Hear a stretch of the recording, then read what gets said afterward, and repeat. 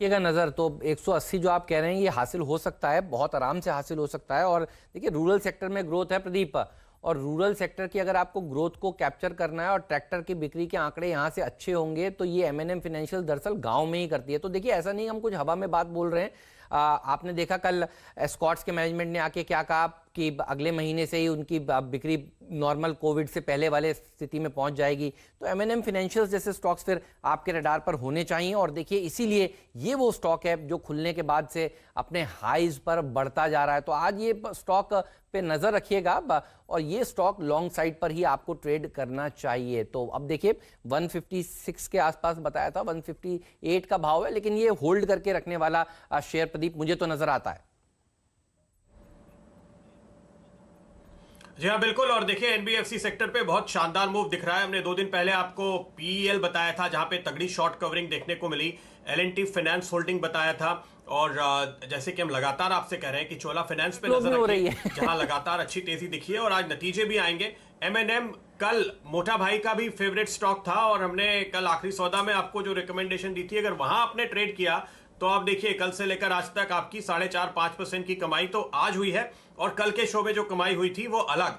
तो MNM financials बहुत ही strong play इस वक्त बन रहा है। और आज एक एनबीएफसी पे और मेरी नजर है, मैं थोड़ी देर बाद आपको बताऊंगा। लेकिन इस वक्त आईएफबी इंडस्ट्रीज एक बार देखिए, ये स्टॉक हमने कल दोबारा से हाईलाइट किया था, ये मेरा पिछले हफ्ते का फंडा स्टॉक था, और कल 10% का सर्किट लगा, आज फिर ऊपर चल रहा है। और एक अभी अभी मुझे ब्रेकआउट होता हुआ दिख रहा है। सातपुते जी आप 2 स्टॉक्स पे नजर डालिए, एक तो आईएफबी पे, और दूसरा जो ब्रेकआउट मुझे अभी होता हुआ ही दिख रहा है वो है वीआईपी इंडस्ट्रीज, क्योंकि ये 237-38 पे बार बार अटक रहा था और आज इसके ऊपर खुलता हुआ दिखाई दिया है। फिलहाल शुरुआती ट्रेड में वॉल्यूम अच्छे हैं। एक के बाद एक इन दोनों के टारगेट और स्टॉप बताइए। प्रदीप जी, आईएफबी इंडस्ट्रीज का टारगेट होगा करीबन 496 का, 462 करंट प्राइस है, यानी 30-35 रुपए का एक बड़ा जंप इसमें आना बाकी है। So it's a bye. 462 चल रहा है ये अभी, 454 का स्टॉप लॉस होना चाहिए, क्लियर कट बाय कैंडिडेट है। सेकंड रहेगा वीआईपी इंडस्ट्री, जिसमें आपने कहा कि ये ब्रेकआउट है, बिल्कुल सही, 225 के ऊपर इसमें ट्रेंड रिवर्सल है। 244 करंट प्राइस है, स्टॉप लॉस होगा आपका करीबन 232 का। ऊपर में मुझे लगता है 260, 260, 265 तक की पहला टारगेट होगा। एक जगह है 260, 265 और उसके बाद 280। लेकिन अगर आप दो में से भी एक देखो तो प्रायोरिटी वाइज यानी जगह कहां पे और मिलती है वो है वीआईपी इंडस्ट्रीज में। तो बढ़िया पिक है एट दिस लेवल। चलिए वापस जरा एफएनओ स्पेस पर ध्यान देते हैं। यहाँ पर आपको शानदार पैटर्न्स बनते हुए दिख रहे हैं, कम से कम टेक स्पेस में। सतपति साहब ये प्रश्न आपके लिए है। टेक महिंद्रा पर देखिए, शानदार आप 5वें दिन रैली आते हुए देख रहे हैं। स्टॉक टॉप गेनर है एफएनओ में, टेक्नोलॉजी में।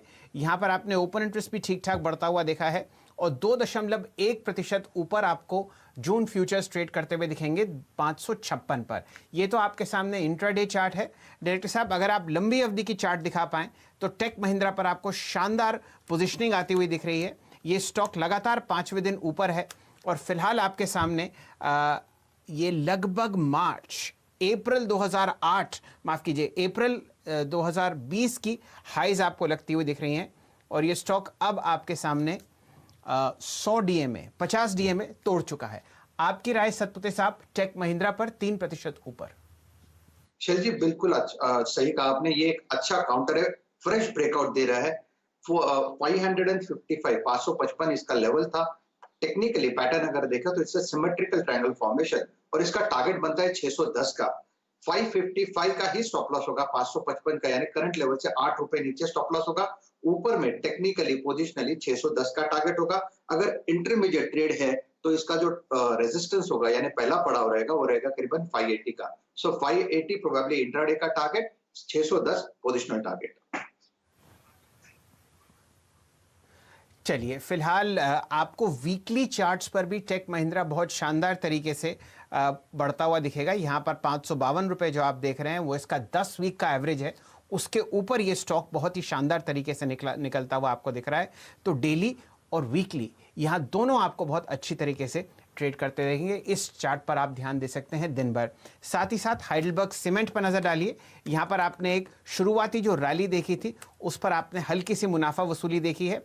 स्टॉक अभी भी अपने जो कल का हाईएस्ट लेवल था 173, 174 उसके ऊपर ट्रेड कर रहा है और आज का हाई आपको लगभग 175 रुपए 35 पैसे आता हुआ दिख रहा है। सतपति साहब, अगर आप हाइडेलबर्ग सीमेंट पर कोई राय व्यक्त करना चाहते हो, लगभग 1.5 लाख शेयर आपके सामने ट्रेड हो चुके हैं और शानदार यहां पर आपको पैटर्न बनता हुआ दिख रहा है। 200 डीएमए को ये स्टॉक अप्रोच करता हुआ। शिव जी, इसका टारगेट आज का मेरे हिसाब से 184 का होगा। So it will be a buy above 172। 172 मेरे हिसाब से 200 डीएमए है। अगर आप इसको वेटेड मूविंग एवरेज के तौर पे लेते हैं तो 172 के ऊपर ये बाय बनता है। 184 का टारगेट होगा, स्टॉप लॉस होगा आपका 168 का। ठीक बात है, तो इस पर रखिएगा नजर। लेकिन देखिए अब 700 पॉइंट हो गया है, ये 500 सवा 500 पॉइंट ऊपर बैंक निफ्टी खुला था। आज 1000 पॉइंट वाला दिन है, इसीलिए मैं बैंक्स और एनबीएफसी पर ही फोकस कर रहा हूं। अब देखिए 700 पॉइंट ऊपर बैंक निफ्टी हो तो आपका नजर इस सेक्टर पर होनी चाहिए। एमएनएम फाइनेंशियल्स के बाद Bajaj finance, Bajaj Finserv, ICICI bank, Manappuram finance. देखिए मन्नापुरम फाइनेंस में भी क्या गजब की रैली देखने को मिल रही है। तो सारे NBFCs, even housing finance company India bulls housing finance देखिए 5.5% ऊपर कारोबार कर रहा है। तो आज शॉर्ट कवरिंग वाला दिन है और जब इंटरग्लोब 6-7% शॉर्ट कवरिंग के चलते देखिए ऊपर जा सकता है। इंडिया बुल्स हाउसिंग पर भी एक राय दीजिए Rajesh ji, short covering move इस शेयर को कहां तक लेकर जा सकता है, क्योंकि आज वही देखने को मिल रहा है। अब देखिए वोडाफोन आइडिया, ये पिटे हुए स्टॉक्स आज 10% ऊपर ट्रेड कर रहे हैं। तो इंडिया बुल्स हाउसिंग पर क्या राय है आपकी? अहमद, आपने बिल्कुल सही कहा। मुझे लगता है आज सब पीटे हुए काउंटर्स जहां पे जगह ही नहीं थी कि लोग सोचते थे कि ये बस गया, मुझे लगता है सब उसी वहीं पे सब रैली आ रही है, वहीं पे शॉर्ट्स कवर हो रहे हैं। 132.60 इंडिया बुल हाउसिंग फाइनेंस का करंट प्राइस है फ्यूचर में। So it will be buy, आपको स्टॉप लॉस रखना है 128 का। इसका पहला पड़ाव होगा हेमंत करीबन 140 का। 140 के बाद it will be treated as a fresh breakout. Probably in that case ये 150 प्लस का 150 प्लस का टारगेट अनफोल्ड करेगा। जबरदस्त शॉर्ट कवरिंग रैली इसमें आएगी। रिस्क टू रिवॉर्ड बढ़िया है। सो बाय अबव 132, स्टॉप लॉस 128। तो 132 के ऊपर खरीद